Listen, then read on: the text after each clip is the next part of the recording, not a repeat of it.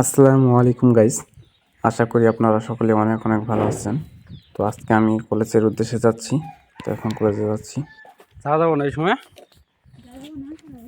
তো আপনার কলেজে যাওয়ার সময় গাড়িতে যখন ছিলাম তখন আমার গাড়িওয়ালার সাথে বেশ কিছুক্ষণ কথা হয়। তো চলুন শোনা যাক। মনটাই খারাপ তোমার কাছ থেকে।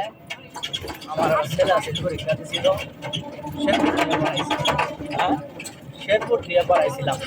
গেছিলাম শেরপুর এই চারটনে ভালো করে নাই।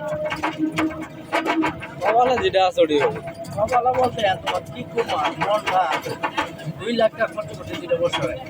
কি কম আমার তো 3 তখন আমি গাড়িওয়ালার কাছ থেকে এগুলো শোনার পর আমি গাড়িওয়ালাকে বলি যে আপনি হয়তো আপনার ছেলেকে পড়াতে চান, আপনার ছেলে পড়তে চায় না। আবার এরকম কেউ আছে যে পড়তে চায়, তার ফ্যামিলি তাকে পড়াতে চায় না। গাড়ি থেকে নেমে সোজা আমি কলেজে চলে আসলাম। তো এসে বসে পড়লাম। আর এটা হচ্ছে আমাদের কলেজটা অবভিয়াসলি অনেক সুন্দর।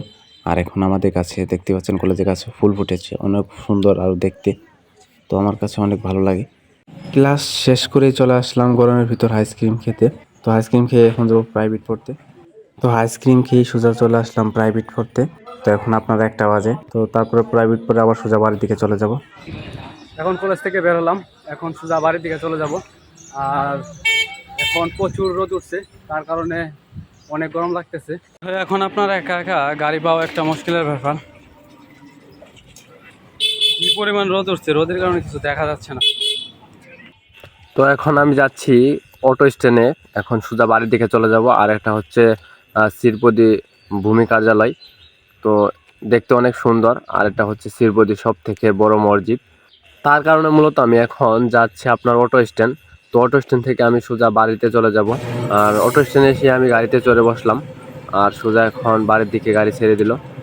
বেশি কিছুক্ষণ আমার গাড়িতে বসে থাকতে হয়, এই কারণে আমি বেশিরভাগ মোটর সাইকেল নিয়ে আসি, কারণ আমার ভালো লাগে না বসে থাকা রোদের ভিতর। আপনার এমনি 2টা-3টার দিকটা আপনার শরীর ভালো না। আপনার পরিবেশটা অনেক সুন্দর, আমাদের এই গ্রামের দিক ভিউটা দেখলে অনেক শান্তি লাগে, এরম একটা জায়গা।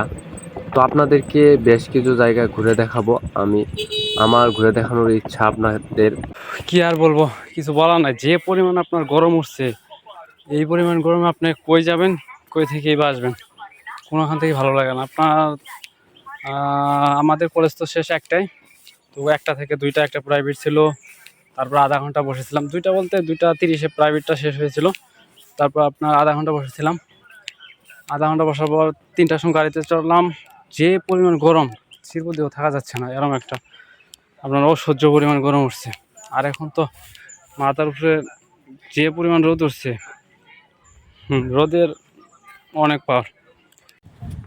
আপনার যদি এই পরিমাণ রোদ থাকে, তো বেশি থাকা লাগবে না। যদি 4-5 দিন এই পরিমাণ রোদটাও থাকে, আর তাহলে আপনার সকল কাজ করা শেষ হবে। কৃষকের আবার একটু উপকার হবে এই দিক দিয়ে। তো থাকুক, আমরা না হলে একটু কষ্টই করলাম। আমি এখন প্রায় বাড়ির কাছাকাছি চলে আসছি। তো আর 1 মিনিট লাগবে, একটুখানি রাস্তা। তখন বাড়িতে যেয়ে প্রথমে আগে বিশ্রাম করব, তারপর বিশ্রাম করে আবার বের হচ্ছি।